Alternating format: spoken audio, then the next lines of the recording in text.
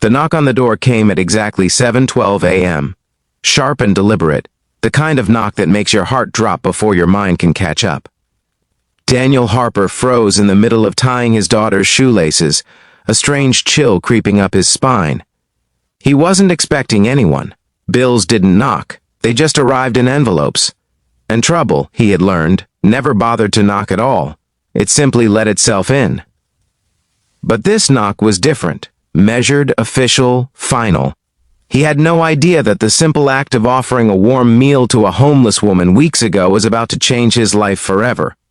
Before we step into Daniel's world, take a second right now. If you believe that kindness still matters, that one small act can change everything, hit like, leave a comment about what kindness means to you, share this story with someone who needs hope, and subscribe to the channel. Stories like this remind us that even in the darkest times, compassion can rewrite destinies. Daniel hadn't planned to become a single father at 32. Life had unfolded in ways he never saw coming. 3 years earlier, his wife had walked out, leaving behind a half-empty closet and a confused 3-year-old girl who kept asking when mommy was coming home. The answer had grown more complicated with time. By now, 6-year-old Lily no longer asked. She simply clung a little tighter to her father's hand whenever they crossed the street. They lived in a small 2-bedroom rental at the edge of town, the kind of place where the paint peeled near the windows and the heater rattled through winter nights. Daniel worked double shifts at a local auto repair shop, his hands permanently stained with grease, his back aching long before the week was over. Money was always tight.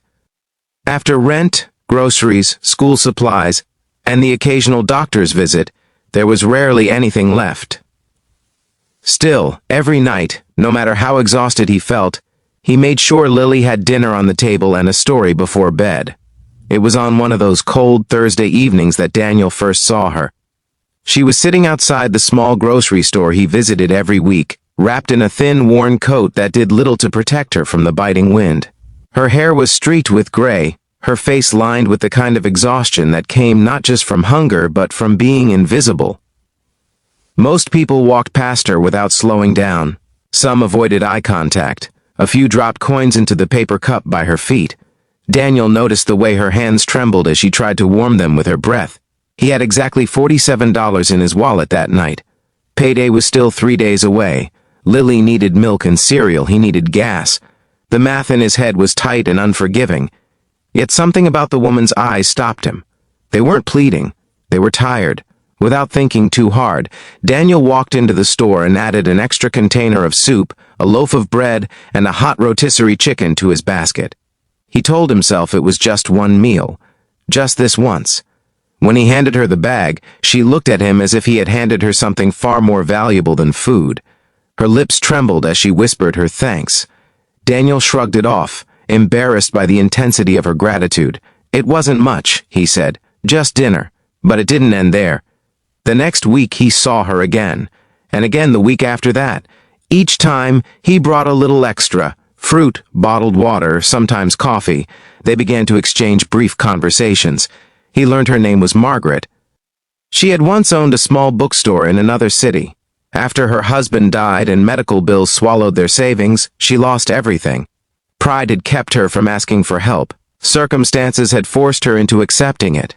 Daniel never told anyone about Margaret. He didn't post about it. He didn't mention it at work. It wasn't charity to him. It was simply human decency. Lily sometimes came along and shyly handed Margaret an apple or a sandwich, her small face serious with purpose. Daniel hoped his daughter would grow up understanding that even when you have little, you can still give. Then one evening, Margaret wasn't there. Daniel felt an unexpected twist of worry. He asked the store clerk if he had seen her. The clerk shrugged. People came and went all the time that night. Daniel drove around nearby streets longer than usual, scanning sidewalks and bus stops. There was no sign of her. Days passed, then weeks. Life moved forward in its relentless way. Daniel buried himself in work. Lily caught a cold. The car needed new brakes. Margaret slowly drifted into memory, a quiet chapter in an already complicated life. Until that knock. Standing at his door were two sharply dressed individuals, a man and a woman, holding leather briefcases and expressions that didn't belong in his modest hallway. They asked for Daniel Harper. His pulse thudded in his ears. They introduced themselves as attorneys representing Margaret Whitmore. The name hit him like a sudden gust of wind. Margaret. They explained that she had passed away 2 weeks earlier in a private care facility. Daniel felt the air leave his lungs. He hadn't even known she was ill. The lawyers spoke calmly, professionally, as if discussing property lines rather than a human life. Margaret Whitmore, they said, had been the sole heir to a substantial estate. Her late husband had invested wisely. There were assets, properties, investments, savings, worth millions. For years, she had lived quietly, estranged from distant relatives who only resurfaced when money was involved. According to her will, revised shortly before her death, the majority of her estate was to be transferred to one individual, Daniel Harper. He thought they had the wrong address, the wrong man. He was just a mechanic who bought her soup. But the documents were clear. Margaret had written a letter attached to the will. In it, she described the cold evenings outside the grocery store, the way most people avoided her gaze, and the man who looked at her like she still mattered. She wrote about Lily's small hands offering fruit without hesitation. She wrote that kindness had restored her dignity in her final weeks. She had chosen not to give her fortune to relatives who had forgotten her when she was inconvenient. Instead, she gave it to the man who fed her when she was invisible.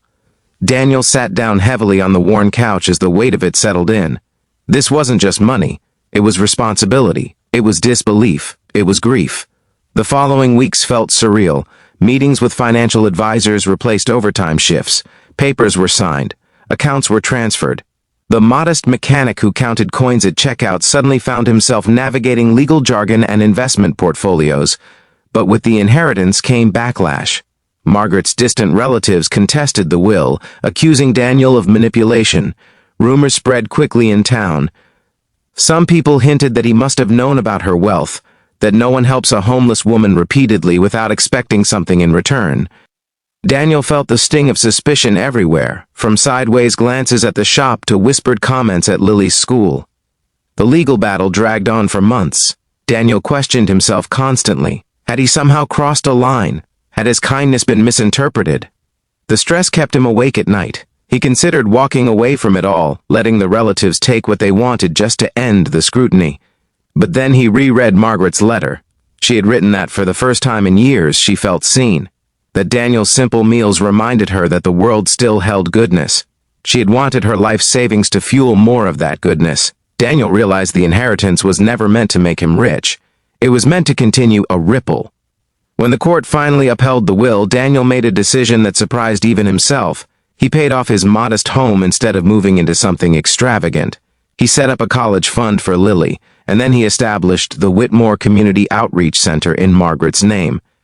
The center started small, just a renovated storefront near the grocery store where he had first met her. It offered hot meals, temporary shelter referrals, job placement assistance, and legal guidance for those facing eviction. Daniel hired professionals who understood the system better than he ever could. He funded counseling services and medical clinics. He made sure no one who walked through those doors felt invisible. Lily grew up watching her father turn unexpected fortune into purposeful action. She volunteered at the center after school, helping organize books and handing out sandwiches the same way she once had to Margaret. Daniel saw in her a quiet strength forming, a compassion that wasn't naive but resilient. Over time, the whispers faded. The same town that once questioned him began to respect him, not because he had money, but because he didn't let it change who he was. He still fixed neighbors' cars on weekends. He still shopped at the same grocery store. He still remembered the cold evenings that started it all. Years later, Daniel would often stand outside the outreach center as winter approached, watching people walk in from the cold. He never forgot the sight of Margaret's trembling hands. He never forgot how close he had come to walking past her that first night, because $47 didn't stretch very far. Sometimes the greatest turning points in our lives don't look dramatic at all. They look like a small bag of groceries. They look like choosing to stop instead of walk away. If this story has touched your heart, if you believe one act of kindness can echo far beyond what we see, please take a moment to like this video, share it with someone who needs a reminder of hope, and subscribe for more stories that inspire compassion and second chances. And before this story ends, I have one special request for you. Comment the word kindness below if you believe even the smallest gesture can change a life. Daniel often told Lily that they hadn't saved Margaret. In many ways, she had saved them. She had shown him that even in struggle, he still had something valuable to give. She had shown Lily that generosity isn't measured by wealth but by willingness. And in her final act, Margaret transformed a struggling single father into a beacon of hope for hundreds. On quiet nights, Daniel would reread her letter, now framed in his office at the center. The paper had begun to yellow at the edges, but the words remained powerful. She had written that dignity is restored not by grand gestures, but by simple recognition, by being seen. And so Daniel made it his mission to see people.